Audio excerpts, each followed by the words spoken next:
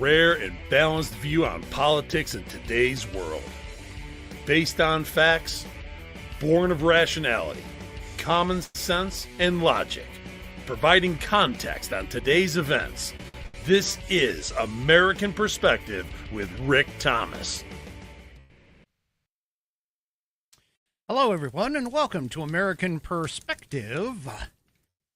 How is everyone tonight? I know that the East Coast is getting hunkered down and getting ready to be blasted again by another white wave. Yeah, that's right. You guys are going to get hit with the cold again. Yet again. And here we are over in the Northwest, and we're at 50 degrees, and yeah. Anyway, all right. Well, it seems when you have the right kind of person, go in and go talk to the individuals that have been causing all the ruckus, they realize that, well, you know what? Maybe that wasn't such a good idea. I got something on that here in a few minutes. Plus, as well, if I can get to it, yeah, you remember that Georgia election vote thing? Yeah, well, things are heating up over there. Kind of an indication that maybe, just maybe, those of us who thought that 2020 was a problem in terms of voting might have been right. I got that hopefully at the end of the show, toward the end of the show. But first, let's get to, oh boy, did I forget? Hang on, I got to check something first. I think I missed changing this over.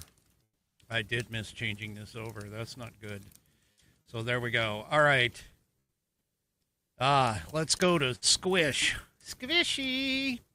That's right. Let's go over to Squishy as she recites the Pledge of Allegiance. So if you are of mine, please stand to remove your hat if you're wearing one, like me. Place your hand over your heart and follow along with Squish as she recites the Pledge of Allegiance. I pledge of allegiance to the flag of the United States of America and to the republic for which it stands, one nation under God, indivisible, with liberty and justice for all. All right. And, of course, I thank you, Squish, Squishy, for that wonderful rendition of the pledge.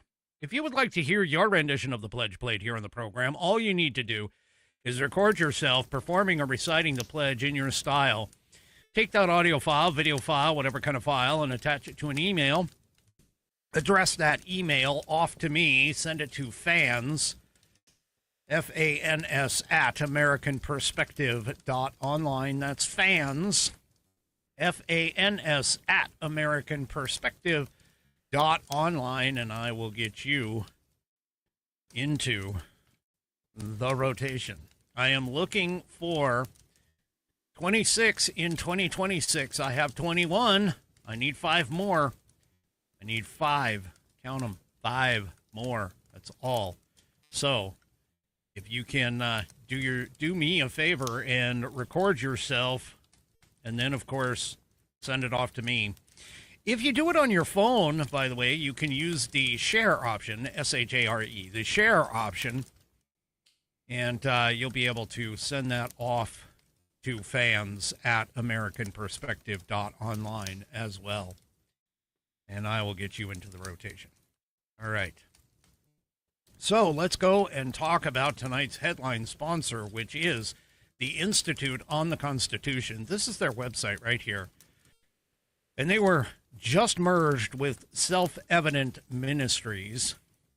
But they have a 3-step plan for you to join the mission to restore the constitutional republic through grassroots education. And that is to pray, then study, then act. So start, obviously, by praying. Never forget to pray for your country, That's what you need to do, is pray for the country. We definitely need it now more than ever, for sure. Then you need to head on over to theamericanview.com. That's theamericanview.com and join the online class to go ahead and get yourself. Now, the online class is 12 study sessions. They're about 15 to 20 minutes long at the most. And they got videos for you to watch, and it's really good. They deliver it directly to your email box. And I'll show you the sign-up form here in just a minute. And that's where you start. And then, once you're done with that, you can go and join one of the in-person classes as well. Or you can also choose, at the same time, you can also choose to teach the American view of law and government yourself by signing up to be an instructor. That's the ACT part.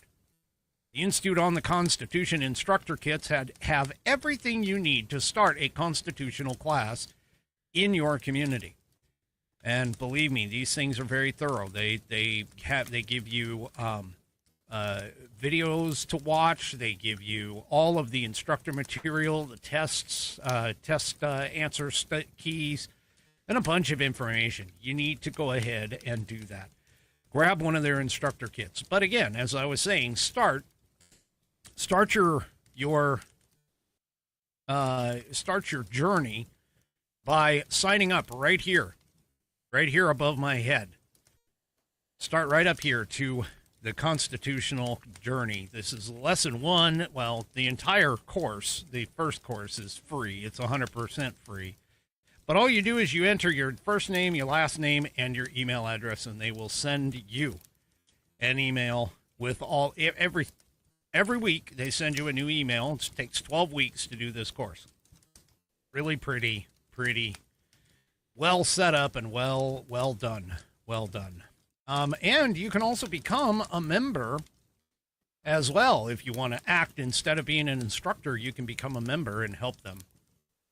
And so head on over to theamericanview.com, theamericanview.com, and you'll be able to do that. Also, you can also, just to help out with yourself to learn and have a wonderful gift, you can take a look at this Saddleback leather-bound U.S. Constitution. You can get yours at constitution.americanperspective.online. It's actually from the Institute on the Constitution, but it's in their legacy library. And if you go to constitution.americanperspective.online, you'll be taken right to the page where you can buy one of these wonderful books. It's got 1/8 of an inch of Saddleback leather wrapped around pages that are water and tear resistant. No cheap glue binding here, folks. It is stitched all the way through. The leather and the pages contained within. It's got a 100-year warranty against materials and manufacturing defects, such that if you have a problem during that time, you can send it back to the manufacturer, and they will either fix it or replace it for free. And by the way, each purchase of the aforementioned rounded cornered, that's sexy rounded corners, a rounded cornered Saddleback leather book will cause a leftist or a liberal, they're kind of the same, to have inappropriate digestive dysfunction. So I don't know if you necessarily want to hand that over, but whatever. And one of my Whiskey Warrior P1s, G, says that the stitching is strong enough to have been used by Davy Crockett in the construction of bear traps.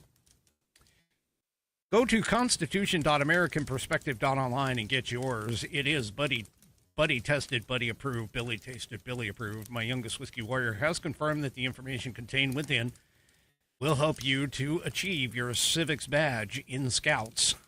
It'll also help you pass that civics exam as well as that naturalization test if you're going for that as well. Go to constitution.americanperspective.online and get yours today. Also, don't forget to check out the rest of the Institute on the Constitution and that free, 100% free online Constitution course. For sure. And I, of course, thank them for for being a sponsor of this show. All right. So let's talk real quick. There's a couple of things that are unfortunate for the left, in particular, when it comes to things like immigration. One of the first things, of course, I mentioned last night had to deal with the fact that Bill Clinton is the one that Bill Clinton and his Democrat Congress. They're the ones that went ahead and put in the current rules that we are following today, that Trump is attempting to follow and enforce, as he is required to do.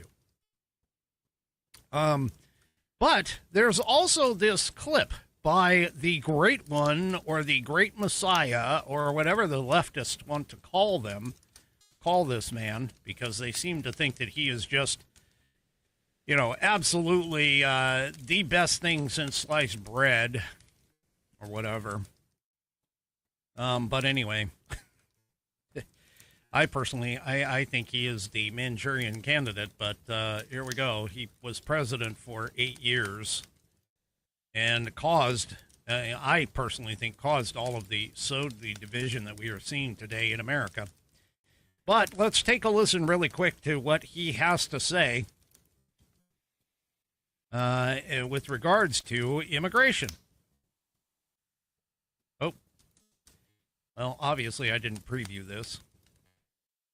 The immigrants' rights community, who have argued passionately that we should simply provide those who are illegally with legal status, or at least ignore the laws on the books and put an end to deportation until we have better laws.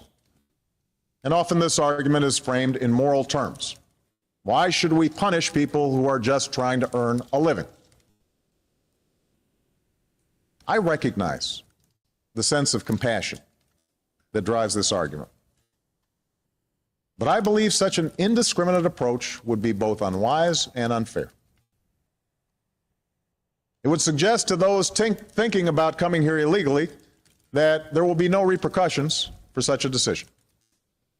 And this could lead to a surge in more illegal immigration. And it would also ignore the millions of people around the world who are waiting in line to come here legally. Ultimately, our nation, like all nations, has the right and obligation to control its borders and set laws for residency and citizenship. And no matter how decent they are, no matter their reasons, the 11 million who broke these laws should be held accountable. Well, that's an inconvenient truth that these leftists that are out there, they unfortunately, and believe me, there's plenty of these. I mean, there's plenty of these kinds of clips and things out there. Even Bill Clinton was saying this. All of the leftists, yeah, they're all out there, and they all talk about it. So, again, all this immigration, all of this hubbub, everything that's going on in Minnesota is all due to the simple fact that Trump is just enforcing already long pre-existing federal law. And that's what the leftists are pissed about, is because that somebody came along and actually started doing their job. Yeah, U.S. Abby Girl's right over on Rumble. She said that Hillary started or said it as well. They all have. Chuck Schumer has. They all have. Because at the time, that was what was vogue. That was what was going to keep them and keep them getting elected. Well, the other thing that the left hates truthful narratives. I mean, I actually got onto Facebook the other day, and somebody was like, I commented. They were talking about the Renee Good thing. And I commented simply that, she was doing illegal things. She was obstructing. And then She, used her vehicle as essentially, what was it? She essentially used her car as a weapon, an assault weapon. And the individual whose account I was commenting on, they were like, "Oh, I don't know how to ban from my phone, but as soon as I get to my computer, this guy is gone." And I'm like, "What? You guys are afraid of truth?" I mean, that's literally what they are. They're afraid of truth because the truth is what they don't want. They don't want the truth. They don't like it. Just like this thing about Mr. Pretty. Yes, Mr. Pretty, who apparently, let's just say he has a bit of a colorful connection to law enforcement, in particular to ICE. Yeah. Let me show you. This is a video, and by the way, this video, there are so many people who are out there on the left who are trying to say that this is AI. Now, this video, at least one of these videos, I won't say all of them, but at least one of these videos clearly and reportedly, according to the leftist-owned BBC, British Broadcasting Corporation, the ones that lied about Donald Trump in his speech, that he is suing them right now. Yeah, you think they're going to do something that's going to help Donald Trump? No, of course. Of course not. They have verified that at least one of these videos is correct, and it shows something like, something like this in terms of Pretty's last encounter with ICE. Take a watch.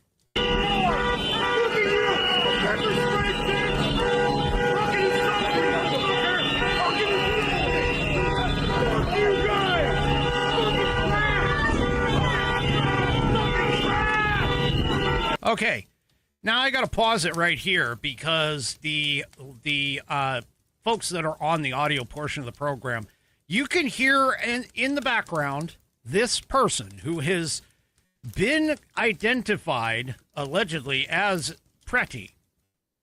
He's sitting there taunting the ICE officer to assault him. And then, as the ICE officer walks away, he also, says, "Hey, spray me with pepper spray." Well, as the ICE officer walks away to get back into the vehicle, Pretty spits on him.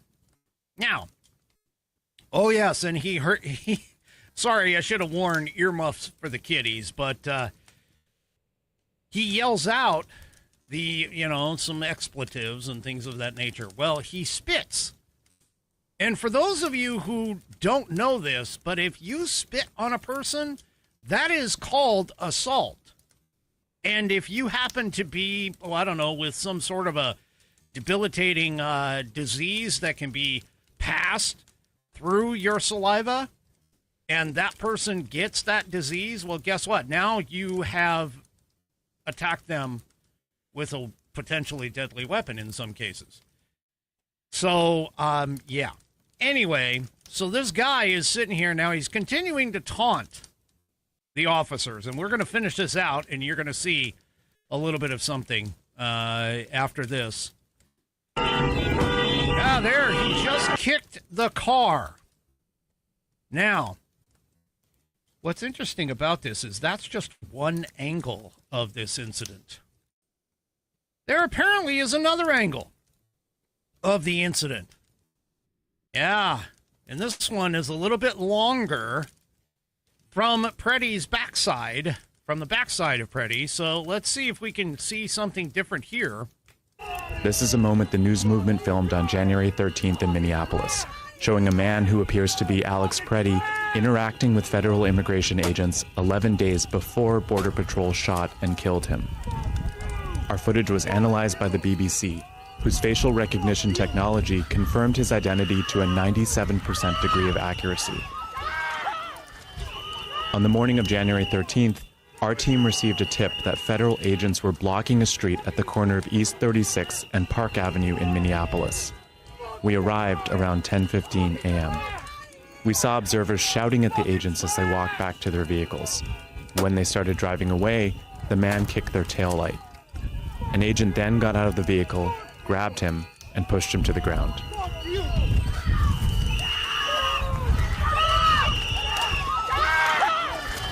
Okay, so for those of you who are on the audio portion of the program, you don't seem to see, or you can't see what happened here, but he basically, what it is you see the opposite side. Now, keep in mind, the reporter who is talking, over-talking this incident, says they've verified all of this. They've verified not only that the video is real, but that through facial recognition, that is Alex Preddy.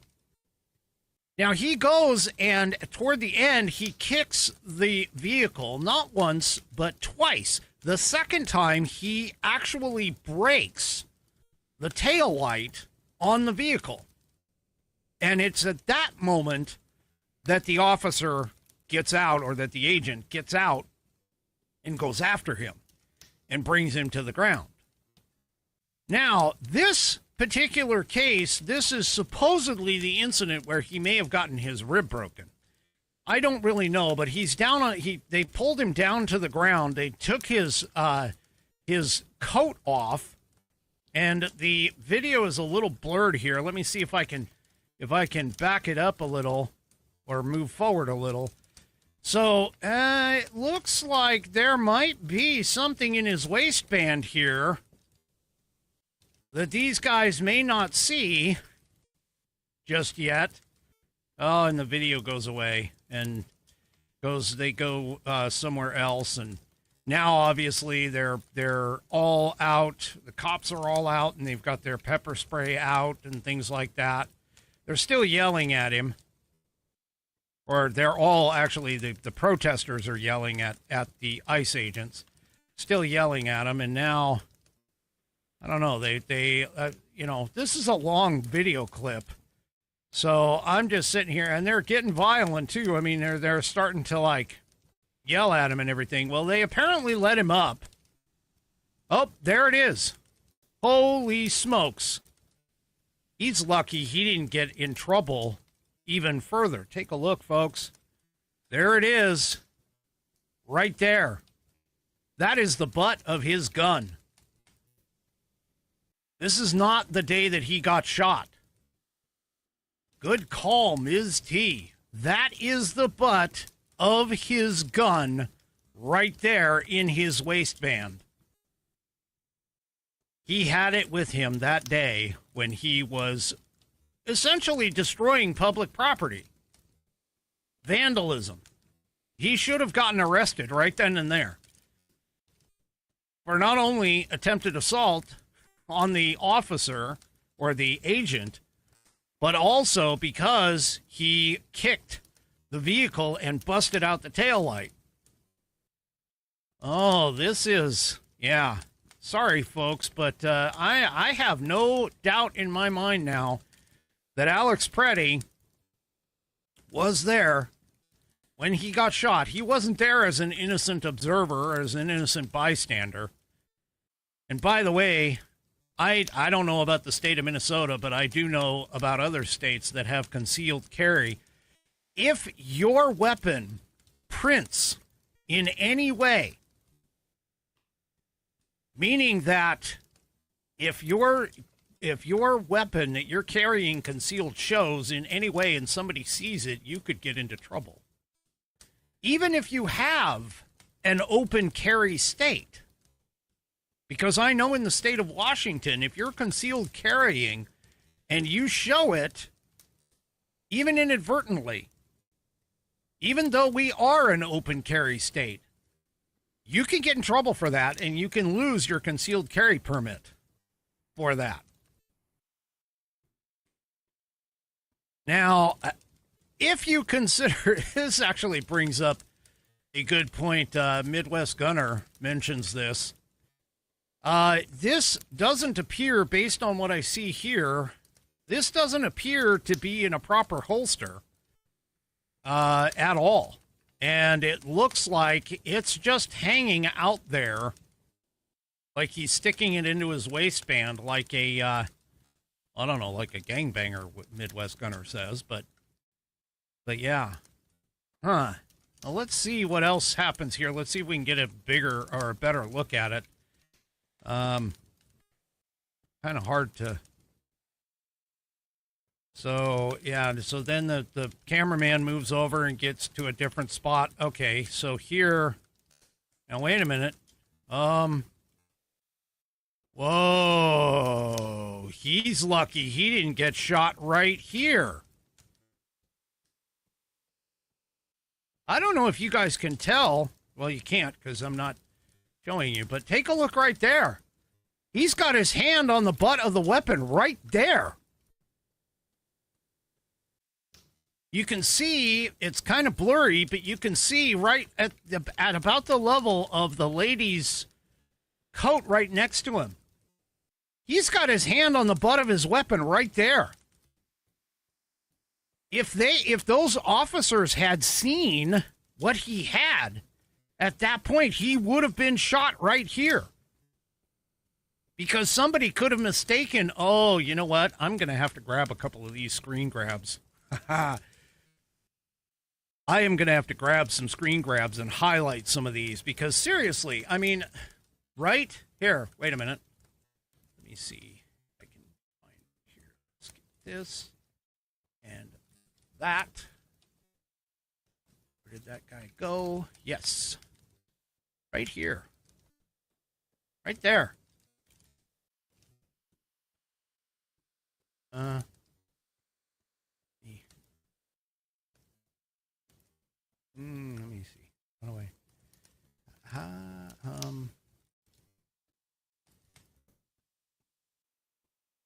right here is the gun and his hand right there. There it is. There it is. Take a look at that. Now let me back this up so you guys can, I don't know if anybody, let me back this up a little bit. All right. Yep. Here we go. So, right here. Right there is the gun. Right above my head, right there is the gun. Wow. Wow. I don't know if anybody caught that. I don't know if anybody's caught that, but that's right above my head. Ooh. He is so lucky he did not get caught that day because that's the gun. And again, kind of hard to see here. Here it is. So here's another shot. And you can see the butt of the gun right there in his back pocket. So let's go and continue. See if we can get to that point where we see him reach. Yep, there it is, right?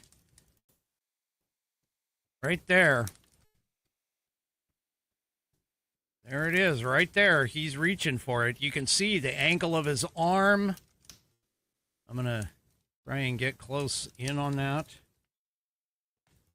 You can see the angle of his arm. Sorry, my drawing, I'm not quite used to this tool yet. But you can see the angle of the arm. His elbow's right up here. You can see the angle of the arm. He is reaching for that thing. He is damn lucky he didn't get shot that day. Wow. Wow. Holy smokes. He is so lucky he didn't get shot that day. Now let's see if we can tell whether or not he hangs on to this. Oh, right there. He turns around and nobody, he's turned around now and he's, the agents, none of the agents are looking at him. at the moment. And I don't know what he's doing over here in the side, but he's like throwing his coat down. He's putting on his gloves, I guess, or doing something. I don't know, picking up something from the ground. Oh, my goodness. And then I don't know what he's doing. So he threw it down, and now he's approaching the officers again, or attempting to approach the. They are getting in their vehicle and they're taking off. And here he's walking around, and I think he's trying to pick up all of his stuff from where he got shoved to the ground. But anyway, wow. Oh, my goodness. Yes. And here he finally has his shirt. I don't know what he does with his shirt, or when he does that, probably when the camera's all functified. But he finally puts his shirt over the butt of his weapon. Holy smack. Wow. Okay. Well, folks, that was live time examination of the video. I'm going to need that for a short. I'm going to have to cut that part. Yeah, I'm going to have to do that. Wow. Holy smokes. Oh, my goodness. He is lucky he didn't get shot that day. Wow. And I don't, you know what? I haven't seen a single person, a single individual with that video. Nobody has even called that part out. Not one single person that I've seen so far who has analyzed this video has even called that part out. So this might be a first on the show. All right.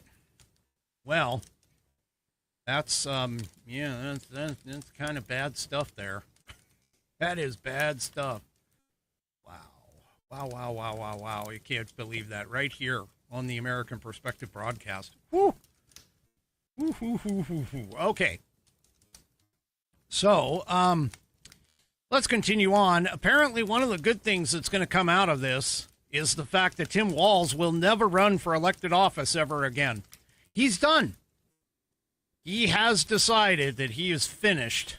Thank God that he is finished.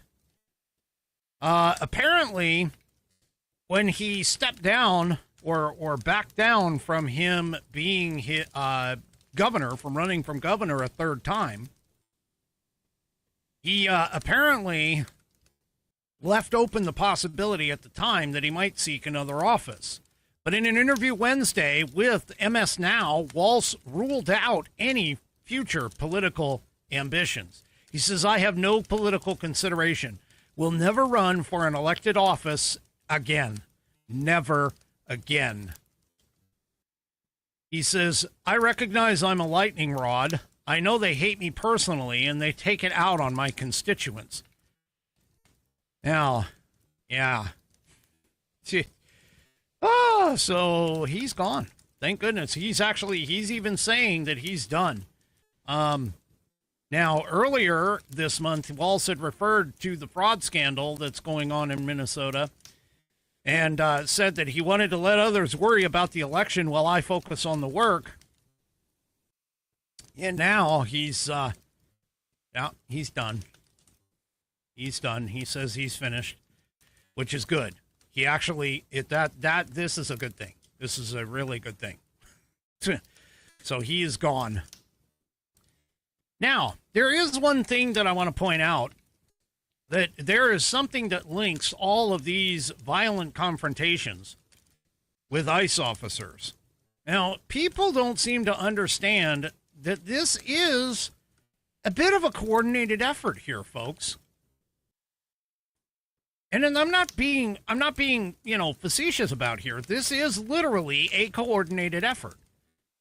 Now, there was a gentleman by the name of Kevin Bass who posted a graphic on X that demonstrates that, all of these encounters, all of these violent encounters and everything else are happening in specific places. Here's what I'm talking about. Here's what he's talking about.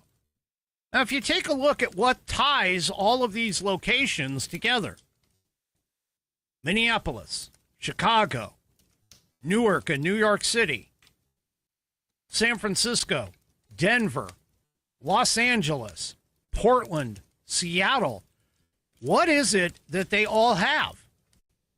Well, every single one of them is a sanctuary city.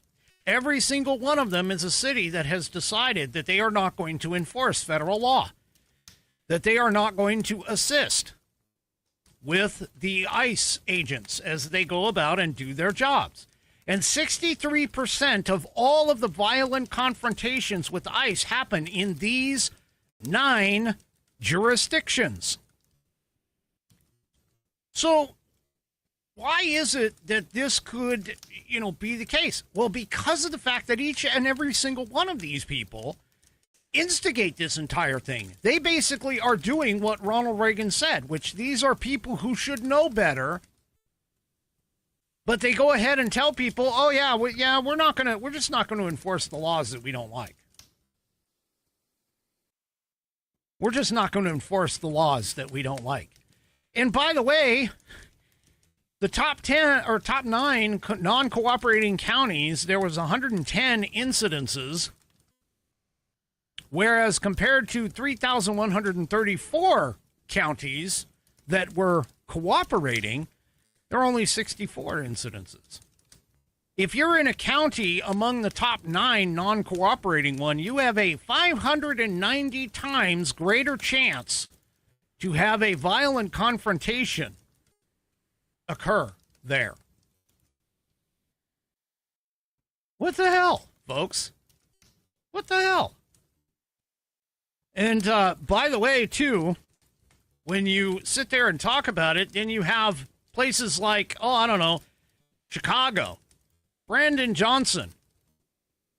He admitted on Wednesday that he was in a regular communication with other mayors leading so-called sanctuary cities in efforts to literally impede enforcement of federal immigration laws. Folks, this is why. You sit here and you talk about, why didn't it happen under Obama? Why didn't it happen under these other presidents? Yet with Trump, we have these violent encounters.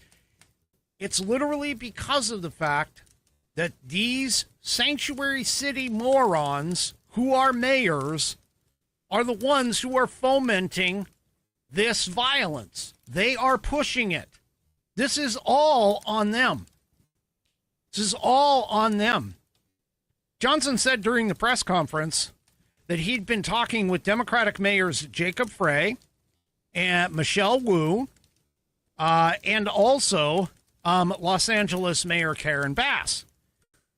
And he's basically like, to respond to the operation in Chicago, I leaned heavily on other cities' responses, and he mentions Karen Bass, shared her experience governing while the city was in Trump's crosshairs. We've been in regular communication, both at the executive level and the staff level, with cities like Minneapolis, Portland, Oakland, Boston, Denver, Baltimore, to learn from each other's experiences and develop strategies to protect our constituents. Really pretty simple here, folks. These people just need to stop. Well, Illinois, the governor, certainly isn't going to. According to this, he signed a soft-on-crime bill. What do you think happens with these people? They go to these cities, these sanctuary cities, even if they're criminals. They go there because of the fact that they know they're going to be protected.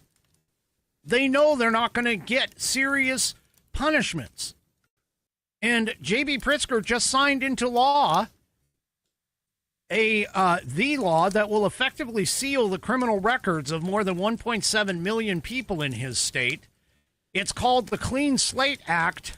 It was signed into law on January 16th, that allows people with nonviolent criminal offenses to have their records automatically sealed. So nonviolent criminal records or criminal offenses Well, what do you think crossing the border is without a permission? That's a nonviolent offenses. Yeah. So there you go. Yep, we're gonna be soft on crime about all of this. What? What a nightmare. These people are causing all of this mayhem. They are causing it. Completely causing it, folks. Well,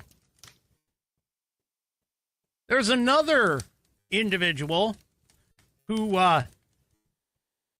another group of individuals who are basically saying, hey, you sanctuary cities idiots, you guys caused this.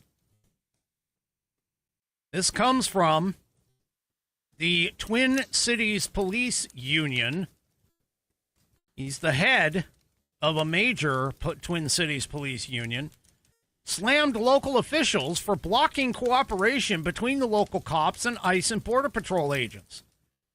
Now, they themselves said, hey, you know what? If the cops had been involved, there would have been no loss of life. Yep. That right there, folks, is the truth. Now, if you take a look at like all of those sanctuary cities, again, you have a 590 times more likely to have a violent encounter with ICE agents in the cities where these cops are being told don't help out. Period. So, realistically, with that kind of information, the logical assumption is that after all of this, what you have to do is make sure that your police officers actually do the job and police. Well, that's what happened with Tom Homan going into Minnesota. Tom Homan held a press conference. He was sent to Minnesota earlier this week, and he met with Governor Tim Walz and the Minneapolis Mayor Jacob Frey. And he literally told Minnesota, yeah, we're not stopping our operations, but if you guys want to make them a little bit more safe, well, then guess what? Minnesota needs to cooperate with ICE and hand over violent criminals like pretty much everybody else in the country does. Yeah. Pretty much what he said. And Frey, of course, I told you about Frey last night. Frey was saying, oh, yeah, we're not going to cooperate. We're not going to cooperate. Well, Walz apparently has been like, you know what? Yeah, I think we're done. Homan held a press conference this morning to update the situation, and he says, I appreciate that they all acknowledge that we have immigration laws. ICE is enforcing laws enacted by Congress. That's a fact. And all these leftists out there think that, oh, no, these are just the Gestapo. No, I've already told you, they are enforcing already long pre-established federal law. Now, Homan did acknowledge that operations haven't been perfect. He said that what we have been working on is making this operation safer, by the book. This mission is going to improve because of the changes we're making internally. He goes, we will conduct targeted enforcement operations. Targeted. What we've done for decades. If you have a criminal history, you have your immigration history, a lot of information, we get them from numerous databases out there. We are not surrendering the president's mission on immigration enforcement. We're not stopping. We're not stopping at all. He says, I want to reiterate and make very clear, ICE and CBP officers are performing their duties in a challenging environment under tremendous circumstances. They put themselves on the line for this nation every day. He goes, these men and women who carry that badge and gun are American patriots. Because their mothers they are mothers and fathers too. They're sons and daughters too. And if they've seen a fraction of the tragedies I've seen in my career, they take a lot of damage home.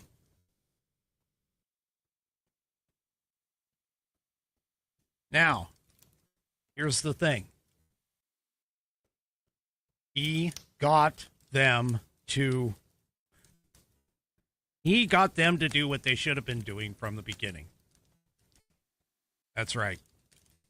He got Minnesota to agree to greater cooperation and to make it so that not only is the prison system, which, by the way, during his press conference, he said that I congratulate the prison system in Minnesota for cooperating with ICE and giving us all of the people and so on and so forth. He did say, though, that the counties are now going to cooperate with ICE, which is what the governor was not allowing to have happen. And the cities are also have agreed to honor immigration and ICE detainers. So there you go. He got Minnesota to do, or to at least agree, to do exactly what they should have been doing from the beginning. Now keep in mind, folks, I have said that law enforcement officers are required to enforce federal law. They are. Okay?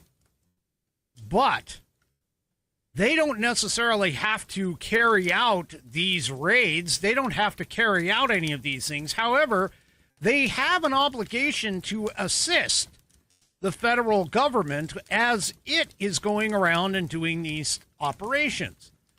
And most of the time, the coordination and communication has been both ways. It's like, hey, we want these federal officers to go home and safely, serve their warrants and things of that nature, which is why they do a show of force. But the thing about it is, in these sanctuary cities, they don't have that cooperation. And because they don't have the cooperation, it makes things, excuse me, it makes things infinitely more dangerous. And this is part of the problem. The border czar, meaning Homan, also said that Minnesota Attorney General Keith Ellison confirmed that the jails themselves would notify ICE before releasing an illegal alien wanted for criminal offenses. Again, folks, this is all that they had to do from the get-go. This is all they had to do from the get-go. And they're now finally realizing that, hey, maybe we should have done this from the first place. Well, Tom Homan also dropped a couple of other bombshells. The first thing is that he said that he was saying that justice is coming for those who have been fighting against them. So, meaning the protesters. He's like, justice is coming. But he also said that as the violence decreases, we can draw down on the additional resources that we have brought in here, meaning that as the local police departments kind of take up that slack, let's say, they can remove the resources that they brought in. But then he also stated, and I quote, that he is going to stay in Minnesota until the job is complete. Homan said that he's like, about the organization and the funding of the attacks on ICE, I'm not going to answer a lot about that because I'm not going to show our hand, but they'll be held accountable. Justice is coming.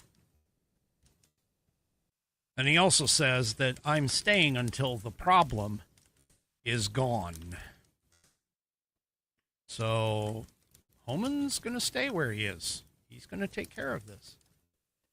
Well, apparently, at least last night, there was a step in the right direction because there were some anti-ICE protesters outside of a hotel. And it turns out that the Minnesota, well, I'm going to say Minneapolis because I'm pretty sure, that protesters were swiftly dealt with. So they apparently were at near the Graduate by Hilton Hotel, and they were there to try and, I don't know, keep the people awake. I have no idea. But while they were there, protesters could be seen being kettled, whatever that means, by police on the street block. The police officers, reportedly they were Minnesota State Police, University of Minnesota police officers, they all formed a line and basically said, once the police line is set, they go, all individuals, you are under arrest. Please sit down. Yeah. So, there you go. Yeah. So they were being taken over to buses. They were bussed out of the area. And there you go. So maybe, just maybe, there's some movement up there. Well, in other places, in particular in Georgia, the FBI executed a search warrant in Fulton County, Georgia, that was related to the 2020 election.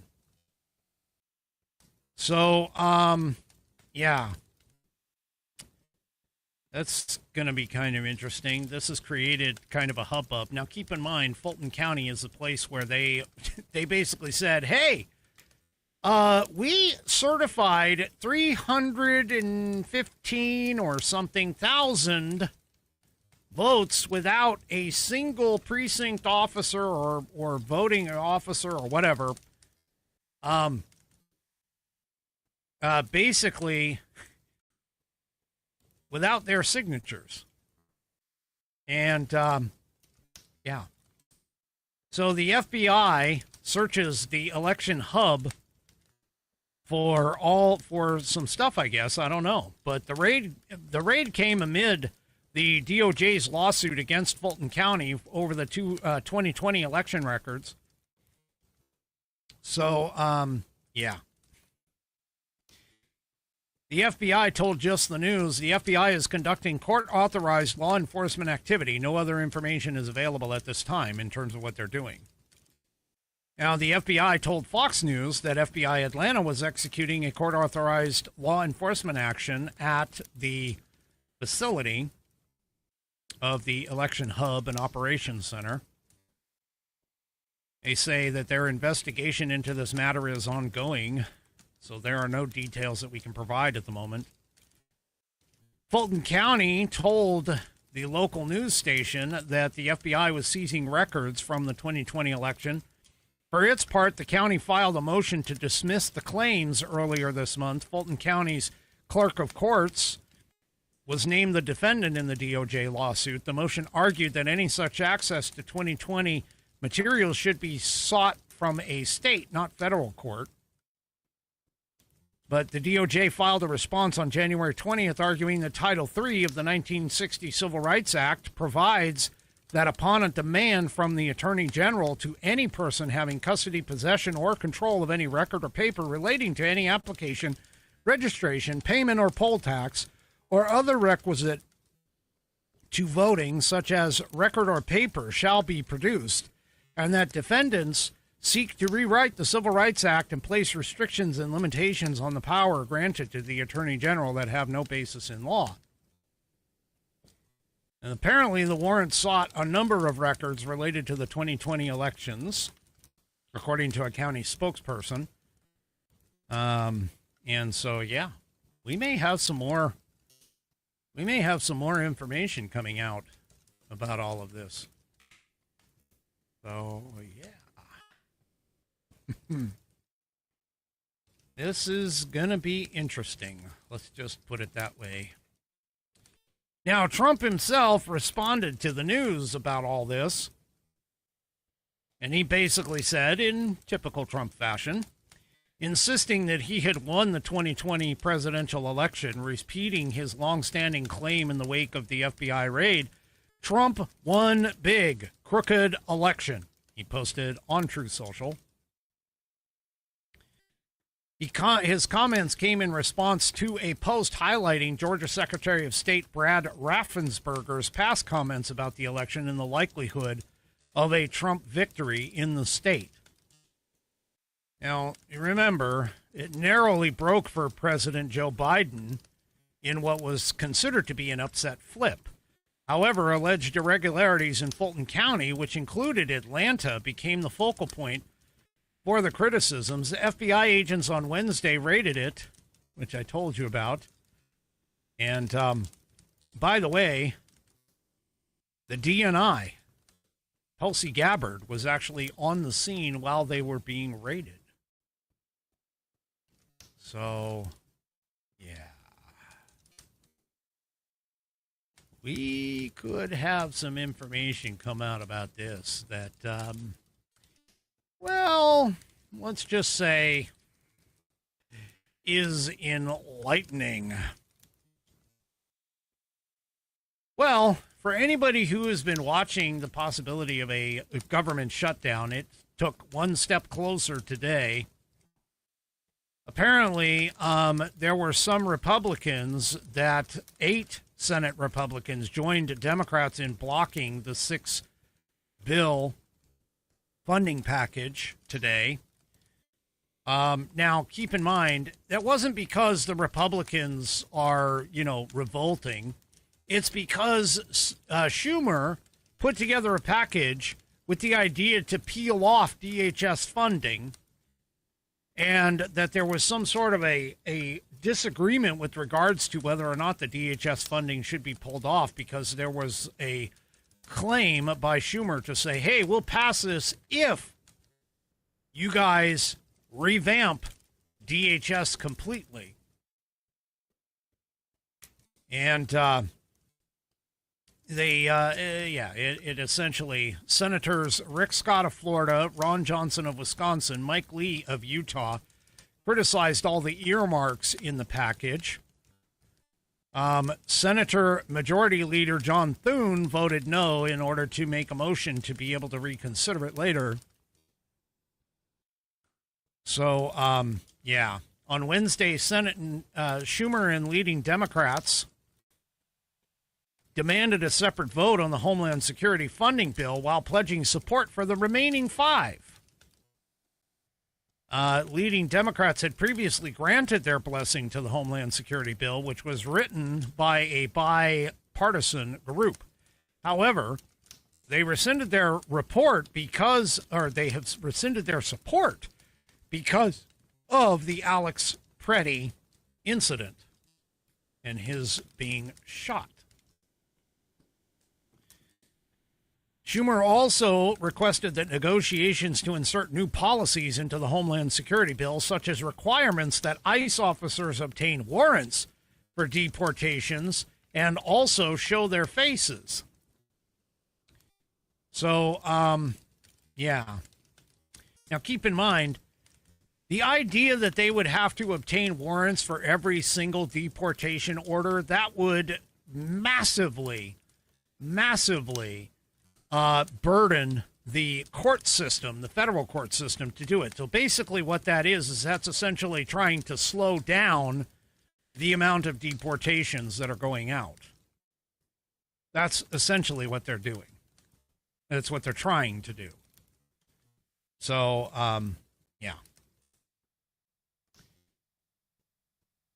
Senate Majority Leader John Thune reportedly said Wednesday morning that instead of seeking amendments to the Homeland Security bill passed by the House, Democrats should negotiate with the White House.